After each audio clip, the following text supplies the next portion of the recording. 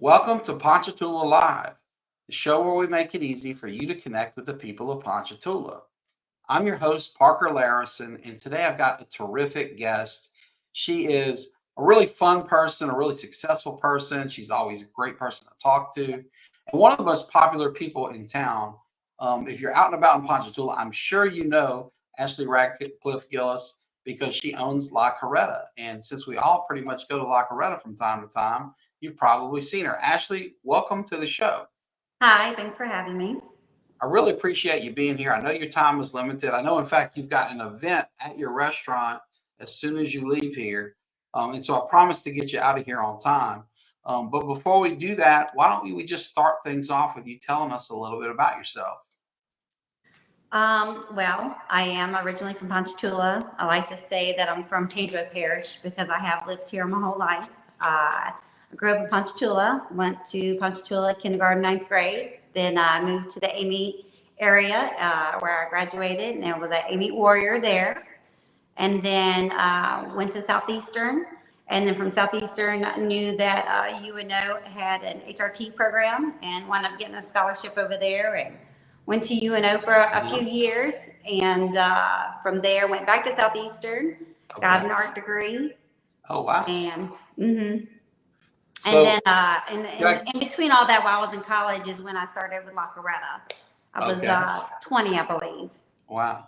So for those that don't know, like this guy, HRT, I know the R's for restaurant, but can you tell me what that program Yeah, is? HRT, Hotel Restaurant Tourism Management. It was a program that they was just developing at UNO. I'm trying to think what year was that. Had to be in 2004, 2005, and they were rebuilding. I know after Katrina, they had gotten hit really hard, but I enjoyed it. I loved the school down there. I loved the activities they had us go to like really understand what you were getting a degree in. And I learned a lot from that department. Well, cool. Well, we're gonna dig into that. I'm gonna actually go back in time a little bit because I want to hear about those Ponchatoula roots, and I want to hear about the culture shock, if any, when you went from being a Green Wave in Ponchatoula to a Warrior at AME.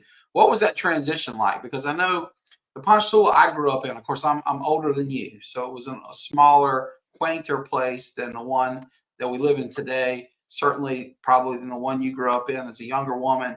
But AME seems to be kind of closer to the size Ponchatoula used to be. It's still country. It doesn't have two interstates at an intersection. What do you remember about making that transition in high school from Ponchatoula to AME? Well, again, being at Ponchatoula from kindergarten to ninth grade, it was a large school. Right. The dynamics were very different there. I feel like my freshman class had to be 900 people. Like it was, Ponchatoula is very significant size. Yeah. And then when I was relocated and I went to AME, I felt like I was back in junior high, just in the sense of the Right. size. Instead of having 8 to 900 people in a class, you had 125. But from going from such a large school that I'd been to my entire life to go to AME, I was so appreciative of that school because I made such great connections with everybody. Like, if you were in band, there was also football players that were in band. One of the head cheerleaders was in the band. It didn't matter if you're a band, cheerleader, football player. Like everybody talked to everybody there. Like it didn't feel segregated to me. Like everybody was friends. Everybody, like, I don't know. It was very welcoming. I loved Amy High when I went there. I went there in the early 2000s. I had a great experience there as a Warrior. I know they won quite a few championships while I was there. So That's what I was going to ask. That was kind of the heyday. They were playing real ball back then. They were. Yeah, that's really cool. But I know what you mean about a smaller school. It was more drastic for me, but the transition from St. Joseph to Ponchatoula High was a really drastic one because you go from literally having, in my case, maybe only 24 students in your class to the giant format that you mentioned, and it was really different. So I'm sure hitting that in reverse, going from 900 to 100 ish, that's really different. It was, but I mean, I got a lot of great memories and made actually a lot of good friends. I know Yeah. I met Miss Molly Bell, she's a teacher at Ponchatoula High. We went to school Yeah. at AE. Yeah. So, yep, we were in the same grade, graduated together. Great teacher, great person. A very well liked and respected teacher. Yeah. Yeah. Great person. Yeah, we were in band together. We've been blessed here in Ponchatoula to get some great people out of Amy. I think of Amy Wiggins from my office, who's an Amy woman, was an Amy girl, I guess I should say, and is now a Ponchatoula woman. And we're blessed that she made the trip down here. Circling back to Ponchatoula before we get into your education in college and your career, but circling back to that childhood, pre-ninth grade, what do you remember about growing up in this little town? What were you into? What did you do for play, and what were your fond memories of childhood around here? Playing rec ball. I played softball from like fourth grade all the way through high school.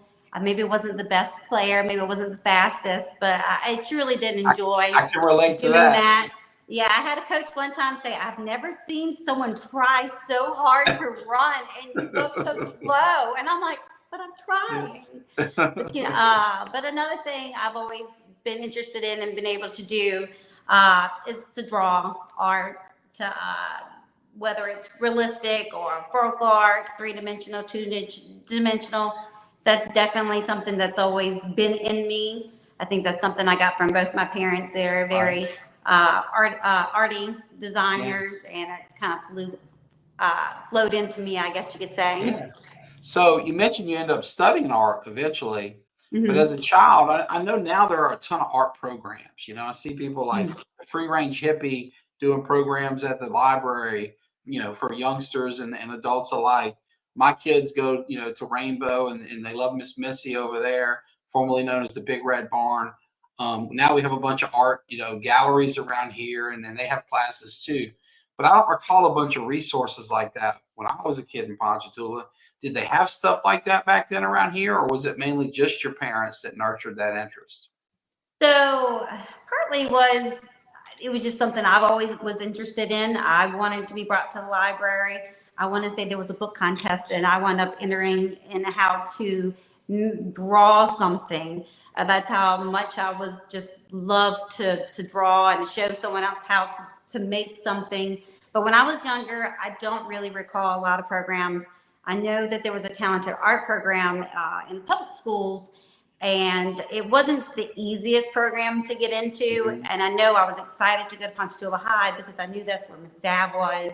Yeah. I knew that I could finally get with someone that could take what I had and bring it to another level. Right. And I was so thankful I got to have her for one semester at Ponchatoula. And I was so excited to have her and devastated when I knew I had to move. But then when I went to Amy, there was another teacher named Miss Vance, and her husband's Mr. Charlie Vance, and I got to be introduced to her, and she saw what I could do and saw like my passion for it, and she actually recommended me for the talented art program, and she helped me get into it. And so because of her and her guidance and like taking an interest in me and what I like to do, I'll never forget that, because I was so appreciative that she got me into that program.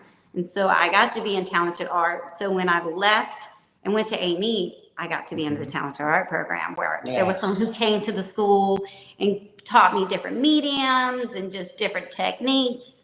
And then that furthered my interest into wanting to do something more with it. And then even when I went to Southeastern and UNO, and I wasn't going for an art degree, I still took a couple of art classes just because I didn't want to lose what I had. Even though I didn't think I could make a career out of it, I didn't want to stop. Right. So is that something that you still do? I mean, as a busy restaurant owner who's managing this busy restaurant that has both, the lunch crowd, the dinner crowd, and events and a big back and all that, are you still able to do any art, or have you had to put that interest aside? So if you go into the restaurant, probably about 90% of the things that are on the walls or on the windows, I actually did myself, like a whole upstairs there. I was going to ask you how much. I kind of buried a little bit of knowledge in my question, and I knew you did some of it. But wow, 90%, that's amazing, because it's a large restaurant. And you've got art all over the place, as you I mentioned, do. the windows, I do. the walls. Now, I know the Miss. I front, have a the piece back. from Miss Mandy May in there, so I don't want to take away from her. I commissioned her to do one of my large pieces in there that I've been wanting to do, and I just hadn't had the time. And I knew she was up and coming, and I was so inspired by what she was doing. I asked her to do a piece for me, so I have a piece in there from her, and then also I bought some pieces from Revival Art. But besides that, like all the murals on the wall, the avocado wings, the skulls on the wall. Yeah, that was all me. That's so cool. Well, you're of course referring to Mandy May Poche, who's an artist Mhm. with a great downtown gallery here. She's been a guest on our show. I'm hopeful that our producers will have the time to not only put a link to La Carreta Ponchatoula in our notes below, but also put a link to Mandy May's studio and her interview, because that was a big success here. And I love what about Ponchatoula. One thing I love about this place is to see one artist supporting another. I feel like in some places there might be a little shade thrown at the artists around the corner and rivalries and whatnot. And you guys are supporting one another. When you have the Oh, opportunity to take your hard-earned 100%. money that you make selling quesadillas and margaritas and everything else y'all do, you're supporting the artists around the corner. And now you have this beautiful diversity. Maybe 90% of the stuff is yours, but this 10% or whatever that she and others bring is really neat. So next time you're in La Carreta, folks, check out the art. It's one of the main draws to the place. And of course, we are going to dig deep into your career as a restaurateur, as someone who's worked her way up. Like you said, you started working in La Carreta at 20. My guess is that's something like waiting tables or bartending. They probably didn't throw you in the deep end of the pool as manager right away. We'll get to that. But while we're talking art, I'm glad you give this plug for the artist program in the schools, because candidly, public schools, especially in a poor parish like we live in, we're a very underfunded school system. The public schools don't always get the best word of mouth press out there, if we're being real. I love Ponchatoula High. Probably the best 4 years of my young life were there. But, it's not always getting a bunch of praise. So to hear you say, bring back a blast from the past, excuse me, can't speak today, a blast from the past like Kim Zabia, who's impacted so many people, to give her, Miss Vance, Miss Bell, all these good women some praise, and also a program that's important. And it brings art not only to big schools like Ponchatoula that have lots of resources, but to places like A-Meet, where there are fewer kids and fewer teachers and certainly fewer artists than there are here in our town. So thank you for sharing all of that. Let's talk now about the transition from the Tangipahoa school system to college. You started at Southeastern, I think you mentioned. What would Yes. you like to share about that experience? Well, when I was there, I wasn't sure what I wanted to do. I think at that age, to be honest with you, if you really know, I mean, congrats, but I didn't. And I was just trying to find my way and what really Yeah. interested me. And I mean, I loved Southeastern. It was close to home. Um, and then I had started working at La Carreta, and I, I just, I felt like I had a knack for putting things together, for creating events, staying on a timely basis. And so I liked working with people. I liked working with events. And so it's like, well, what can I do with that? And so then I found the program at UNO, and I applied for a scholarship, and I got it. Oh, So wow. So how did you find out about that? just research. I looked Okay. online, and I went to a couple of the colleges, and just like anybody else would do, you just go and you ask. Yeah. And that's what I found. A family friend went to the school, and I asked her to come with me, and I went and talked to somebody, and they just Yeah. gave me guidance. Well, what a great example to young people out there, because, in this world, you got to go out and figure out what you want and go after it. Great opportunities are not going to come to you automatically, and nobody's going to knock on your door and say, I want to recruit you actually out of Amy, Louisiana, to own restaurants and manage restaurants and learn how to do that. You've got to sometimes, pull up your sleeves, go online, press the flesh, talk to people in the industry, and figure out where the opportunities are and go get it. And you not only had the initiative to do that, but you had the skills to earn a scholarship in the process. That's pretty cool. If you don't mind, Ashley, before we continue the story, I want to share a few comments that are coming in. My two producers, Jude and Danny Lynn, were kind enough to put a link first and foremost to La Carreta. I feel like, to me, everybody knows La Carreta because every time I go there, I see people I know. But in case you don't, if you're new to town, check out this. But more importantly, go in there, see the place, smell the place, and most importantly, taste the place. You'll fall in love.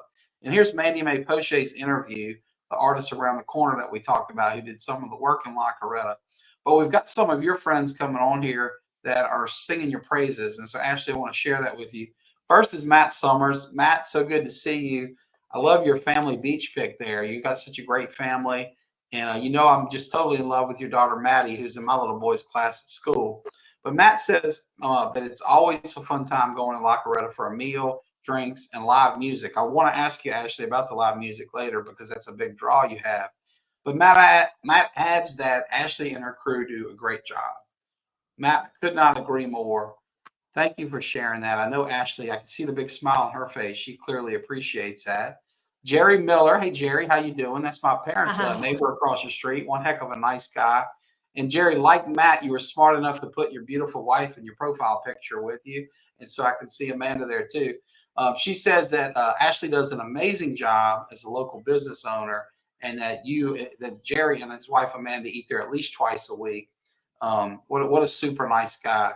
And a real hard worker. I see him working in his yard all the time. He's been such a good addition to that neighborhood by my parents. A guy with 80-year-old parents. It's nice to see a good, hardworking young man move in the neighborhood, do well. And the house he lives in is, I think, my great-great-grandmother's home. So I was glad to see him taking care of it and giving it the TLC it deserves. Wadden Brando, it says on here, facts. So he's clearly agreeing with what you got to say. Ashley. Ryan Hill, being the young buck that he is. Ryan also had a great interview on our show. Hopefully our producers can pick that up.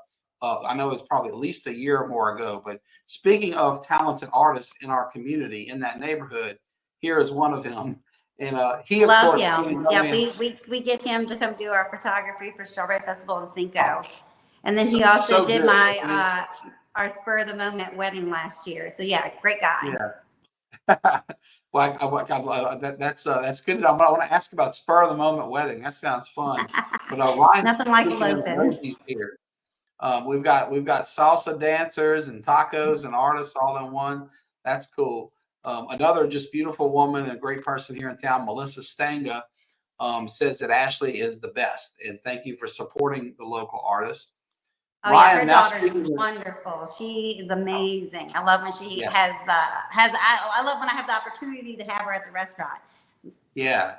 What a talented actress and singer and all around person. Mm-hmm. And that's just such a great family. Matt and I. Oh, yeah, 100%. The whole family is. And we grew up together. Oh, yeah. And with Melissa, with Janicki next door, I mean, she's been coming into the restaurant since I've been there for the last 11 years. So I'm very, very appreciative of her and all of our customers that come in weekly. So. And she's like maybe the CFO. I don't know the titles well, but she's a big muckety muck on the financial end of that company. But I'm sure that she cried when they moved into their beautiful new building because it meant that the margaritas were not 90 feet away. Right. But I'm sure she comes and sees you a lot. Ryan Held, now talking English this time around, says, love La Carreta and all the artwork. So, Ryan, thank you for adding that. Our mutual friend, Mandy Braywick, also having been on the show, and hopefully we can put a link into her interview. She says, Ashley, that you are her girl. You're a fantastic woman, mother, and friend, and you definitely work so hard in your business, and we are all thankful for you. Mandy's such a sweetheart, isn't she? Oh, she is 100%. Her brother was interviewed a few weeks ago, and I gave him a hard time about liking Mandy's interview better. Justin's an old friend of my little brother, so I keep him in a short grasp by giving him a hard time.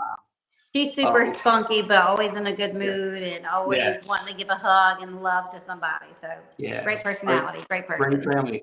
Speaking of personalities and spunk, Larry Macaluso III, right? Yeah, my buddy. We went to school together. Yep. Oh, did you? Oh, wow. Yeah. Well, yeah. Talented singer, man. Of course, he's been on national, international shows with his talent. Larry, thank you for tuning in to see your friend Ashley. What can you tell us about Larry? Way back in the day, Larry, we had American Idol American Idol La Carreta, and this is back when I worked at La Carreta What? and Meat. And What? he was I remember that a long time ago. That was probably like 15 years ago. La Oh, that's Carreta, great. American Idol. And he That's came great. to A-Meat to sing. Yep. Well, Larry, thank you for sharing your comment. Wow, Cherie Busby here getting in the mix. She saw her brother-in-law Matt talking earlier, but she says her family adores you, Ashley. We Cherie and I grew up together. Also, she was about a year behind me in school, and a real sweetheart. We have here the link to both Ryan's interview and Mandy's interview. So, folks, as you can see, I know we're 20 minutes into this interview, but if you have a question for Ashley, if you just want to say something nice like Cherie, or if you want to comment in any way, we have the ability, if you're watching live, to post your comment here, and I'll do my best to put it up on the screen and share it with our guests. Ashley has been telling us about her background, her education, and I promised we would get into La Carreta. We're about to do that. But before we do, Ashley, when you look back at your career as a student, from the undecided days at Southeastern to moving to UNO to study HRT and really dig in on the restaurant hospitality side of things, to the art classes you took and the focus on art, what do you remember? What are the lessons you learned? This can be something just general, but I guess what I want you to speak to is, my guess is there are a lot of people out there waiting tables or tending bar to get through school. I know many of my best friends did that. I worked at Hi-Ho to get through school, and you might have a message to them that can help. So when they look at you now as the owner of a restaurant, who's managed, like you said, you've been in the La Carreta family from A-Meat on down to Ponchatoula. What would you share with them that you learned along the way, either working at La Carreta or in school at Southeastern or UNO? I think what I would say to anybody, especially younger, is no, it's not going to be easy, and life isn't fair, but you just got to take every hit and every no as not that you can't do it. You just got to find a different route to do it and not to stop. Don't give up. Keep pushing forward. And just because you hear a no, that doesn't mean no, you can't do it. That just means no, you have to find another way to do it. And don't let someone tell you you can't do something. I think that's been my biggest fire underneath me, is being told, no, I can't do that. No, that's not possible. Or you shouldn't do that. Or why would you want to do that?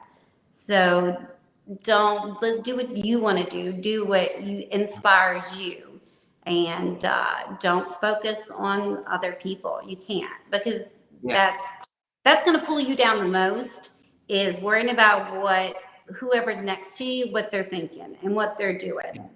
That's I think the biggest evil. And you just got to focus on what matters and keep people close to you that are rooting for you, and push out the negativity. Positivity, it's going to go so much further than negativity. I love your focus on positivity, and especially the advice there about keeping the right people around you. Life is going to put negative, toxic people in your path. And while we can't control, some of us are born with those people in our house. Some people are, plagued with them in their schools, wherever. But eventually you become an adult and you get a choice, to a large extent, most of the time, right, about who you allow to be in your life and where you place them in your life. And your advice is spot on point. We've been talking a lot about Mandy May Poche, your fellow great artist, and she's on here to say that you are one of her favorites, and she's sending much love your way and saying hey.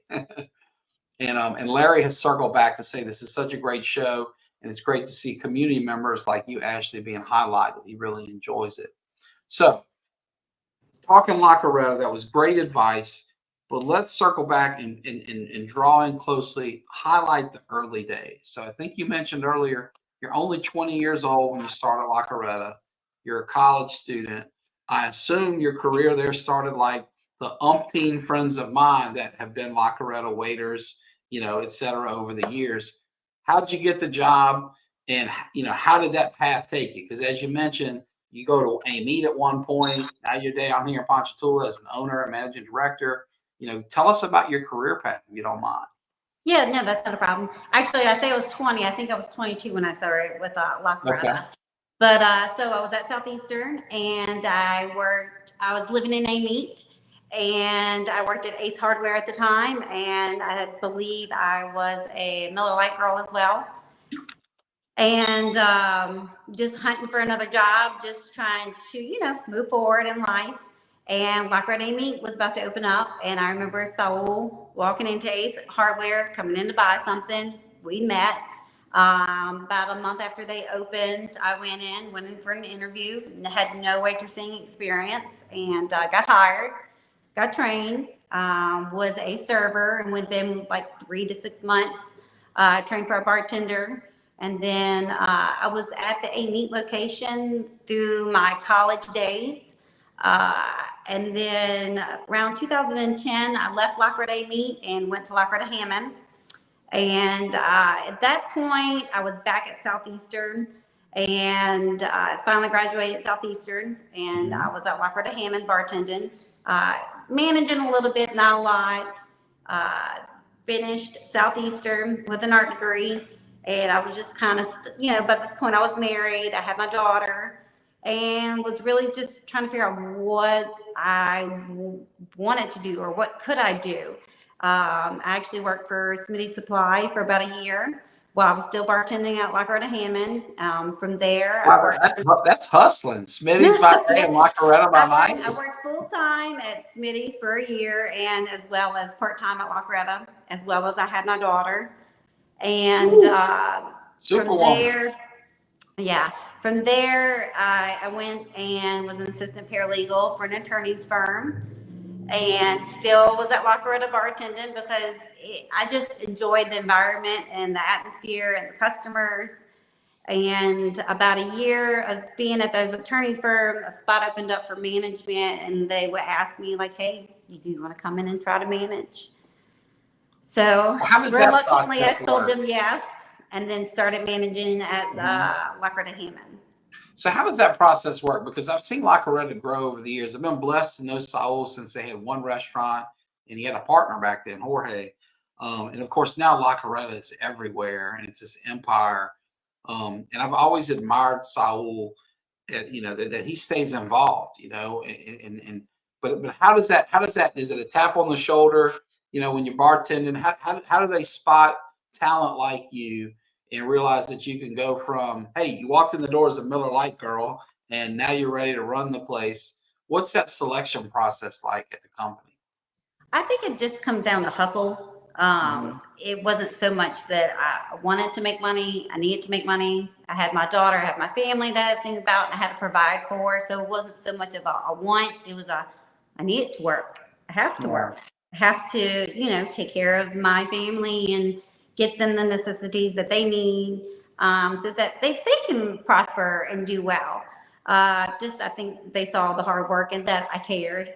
I gave a hoo-ha about what I did. Absolutely. Well, as you work your way up the food chain, to where you are today, to have your own place, what are some lessons you learn along the way? Obviously, a lot of what you told us about that when I asked you that question about the college process would apply presumably to working in restaurants, managing restaurants, eventually owning a restaurant. But what else did you learn? Maybe that's specific to that particular grind of restaurant. Because, what I would imagine is, although you're open at lunch when I'm working my law firm, perhaps the real grind happens at night when you have way more people and loud live music and perhaps an event in another room. It's a very different atmosphere than, say, the place you work as a paralegal. What did you learn? Maybe some things that you learned in paralegal office carried over to the restaurant, but others are particular to it. What comes to mind when I ask that question? Time management.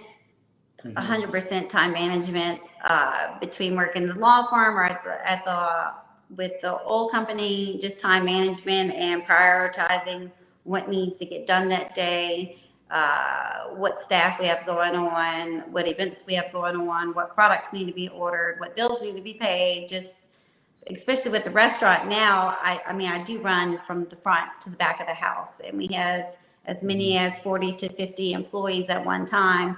So I do the hiring, I do the firing, I take care of payroll, the bills, the ordering, the HR, all the fun stuff. So like for me, Yeah. my day there starts at 8 o'clock in the morning after I drop my child off at school. Yeah. And then like for a Taco Tuesday, I'm there from 8 in the morning. You know, in between I'll go to carpool and then I come back and I'm there from the time we close. So I bet you miss those simple days of slinging margaritas and Miller Lite. Oh yeah, I'll be a bartender any day. I will trade places. Give me that little bar area to worry about my little customers, clean the little countertops, all that fun stuff, versus having to worry about everybody, the kitchen, the dishwash, the chip area, the bus boys, the hostess, the bartenders, the other managers, the partners. Right. And you've had to do this through the most uncertain times in restaurant history with COVID, this labor shortage. It's really, I mean, it's never been harder to find good people to work hard in a restaurant than these recent years when you've been running one. How did you deal with those challenges? I mean, I would imagine it had to be terrifying at, say, the start of the pandemic when you're like, oh no, they're shutting us down and I can't get work. Or like, what did you learn throughout that process? Because clearly y'all not only survived that, but you have thrived and rebounded. And it seems like La Carreta business is bigger and better than ever in Ponchatoula. Well, I will say with COVID, if it wasn't for our community and if it wasn't for the support that we had from like friends and family and just people wanting to support local, I mean, without that, we wouldn't have survived 2020. And typically for a restaurant, their lifespan is 7 years. And after that, they're supposed to die out. That's a real thing. And 2020 was our 7th year. So the entire time I was holding my breath like, we just got to, we can make it. We can make it. Let's make it. And we were very fortunate that we didn't lose any of our staff. We were very fortunate that we were able to pay everybody. We were very fortunate that we were able to handle it. Now, I'm not saying it was easy. I'm not saying it was fun. Like, I hated being shut down. Like, it was horrible. That Taco Tuesday, Cinco de Mayo it was crazy. And it was all to go. I never want to relive it again.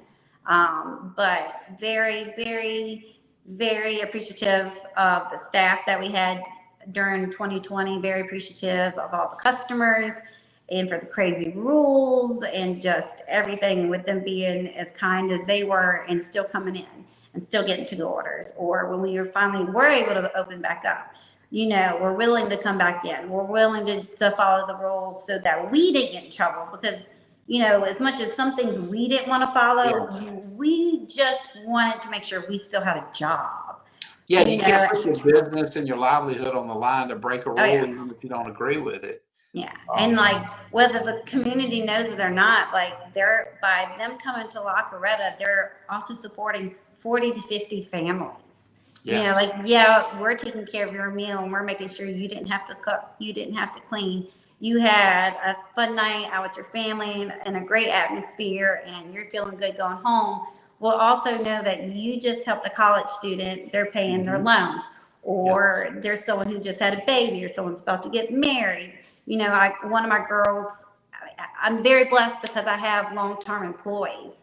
Like, I get a lot of kids that start with me as a hostess in high school, and then they graduate college. And then one of my girls, she's on the Pelicans. So proud of her. Wow. That's great. Yeah. So by people coming and eating with us, they're supporting families that work there as well. They're supporting me. They're helping. I'm so glad you mentioned that, because it's true of all local businesses. If you buy a painting for your house, if you buy from Mandy May, you're supporting local families. My law firm, we do the same thing, hopefully better, but we do the same thing as all these obnoxious TV ad lawyers do, or billboard lawyers. But when you hire us, they're 12 full-time employees that live and work right here in the Ponchatoula Hammond area. 2 college kids, 1 PHS kid that all have jobs because we're local. And the same is true for you on a much larger scale at your restaurant. So thank you for mentioning that. Shop local is a big deal. And I'll give you an example of it. The next person in the comment up here, my dear friend Marshall Graves, who's my basketball coach for my kids' team, my dear buddy. He's out preaching tonight. He's doing outreach all the time. Great guy, but a local business owner. He owns Graves Automotive. And, I told him yesterday, I got a recall on my car. I take it to the Honda dealership and they try to upsell me with 7 things. You need this, this, and this. And I said, thank you very much, but I'm going to take this back to Graves Automotive. And if this needs to be done, Marshall Graves is my mechanic. He'll handle it. But I know that when I do that, I'm supporting, in this case, this is in the news today, the Gatorade Player of the Year for the state of Louisiana, his son. Marshall's got to feed a 6'10" giant. And so, shopping with local businesses is important. Marshall, forgive me for taking so long to get to your comment and share it with Ashley. But Marshall says to you, Ashley, great story about hardworking, multitasking, and perseverance while doing God's most important job, being a parent. And so, Marshall sends his salutes to you. I couldn't have said it better, Marshall. Thank you for sharing that. Of course, you're spot on. Miss Jackie Thomas. Hey, Miss Jackie. So good to see you chiming in here. She says that this is one of her son's friends and her favorite place to eat. The atmosphere, the customer service at La Carreta is awesome. She just loves it there. Miss Jackie, I think anywhere you go, the atmosphere is fun because you're just a really cool lady. I've always really enjoyed, interacting with you. Ashley, I promise I get you out of here on time. You got an event to get to, so I won't keep you much longer. But I do want to talk about upcoming events for La Carreta because it is on my mind that the Strawberry Festival is really close. Cinco de Mayo is right around the corner. And heck, we got another Taco Tuesday coming. And everybody's so shocked on Tuesday was when they come in. Why are you so busy? And I'm like, are you serious? Yeah. Well, let's take it one by one. Let's talk about why Taco Tuesday is such a hit, because you do have great deals and great food and much more. And then Taco Tuesday, Strawberry Festival, Cinco de Mayo, and anything else you want to talk about. What's coming up at La Carreta? Well, Taco Tuesday, we've done it for the past 6 years. It is dine-in only. We do the 99-cent tacos, and we do it all day long, and everybody just piles in for it, which, again, we're so grateful. It's a big day. It is. And we are busy from opening till closing. We are gearing up for Strawberry Festival. We're all booked up with live music, super excited to support all of our young artists that we have in town. And then also Cinco de Mayo is on May 5th, which is on a Sunday this year. And we have the returning band, No Idea. We also have guest Mr. Lake Regan coming to play as well. And it should be a great time. We're going to have a street party. We're going to have the stage. It's going to be covered. So we're looking forward to it. Well, I'm so glad you mentioned live music, because we've talked a lot about supporting the arts through painting and the drawing and the type of stuff that you and Mandy do. But you have been perhaps the biggest supporter of live music in Ponchatoula through your restaurant. You're always booking great acts there. For me, what comes to mind are my friends' kids that have come up through your restaurant over the years. Avery Myers, who's been on the show when she was a Strawberry Queen, she and my wife are like that. She and my wife and her mom lived together at one point. I went to high school with both her dad and her mom. Great family all around. She's such a talented artist. What a powerful, incredible singer. But I don't know what age she started singing for you, but I know it was young.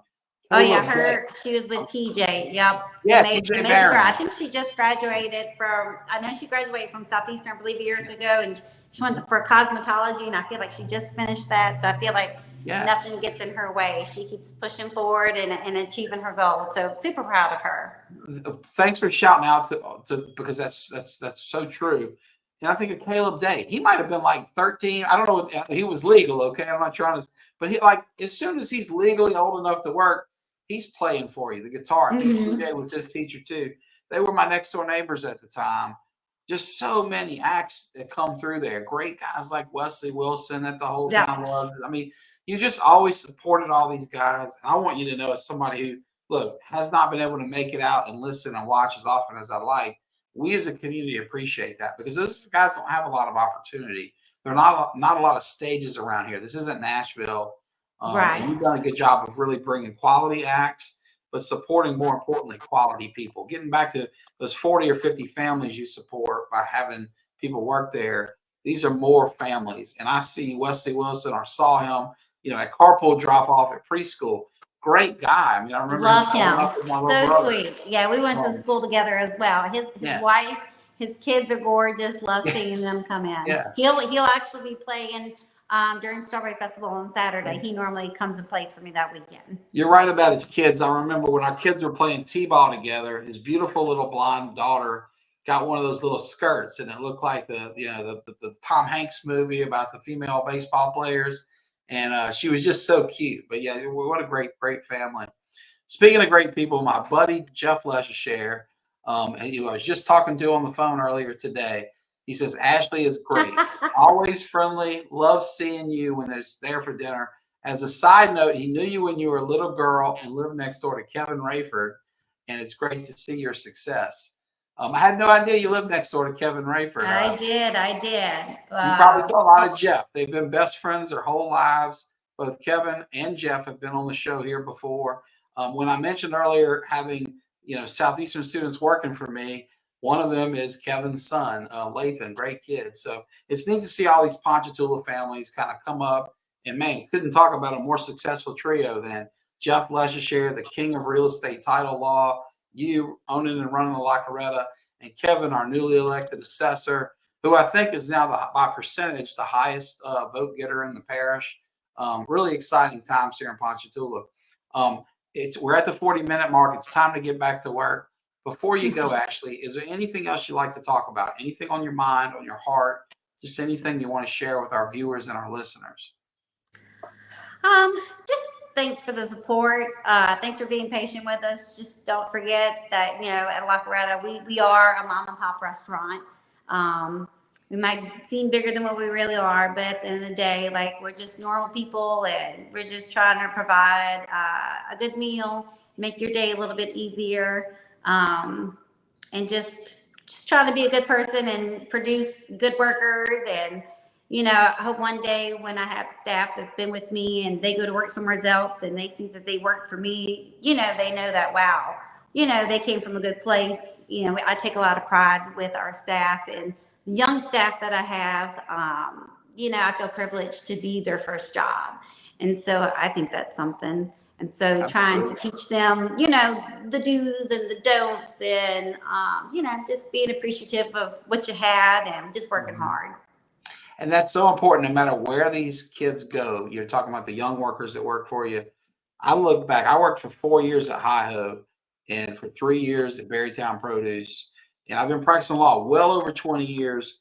But in my day-to-day and dealing with my clients and dealing with lawyers on the other side and dealing with judges or whoever I come across, it's those lessons I learned working the front counter at Hi-Ho that have served me better than anything I learned in law school or any law firm. Because wherever you go, you've got to deal with people. You got to treat them with respect. You've got to be honest. You've got to do all the same things that make a good bartender, waiter, or cook at La Carreta. People skills. Yep. Make you a good attorney. And so those people skills are so important. And you're showing them, leading by example with work ethic. Like you said, Taco Tuesday, you show up at 8 and you're there all day and you're hustling. And anybody who's ever been there can see it, so.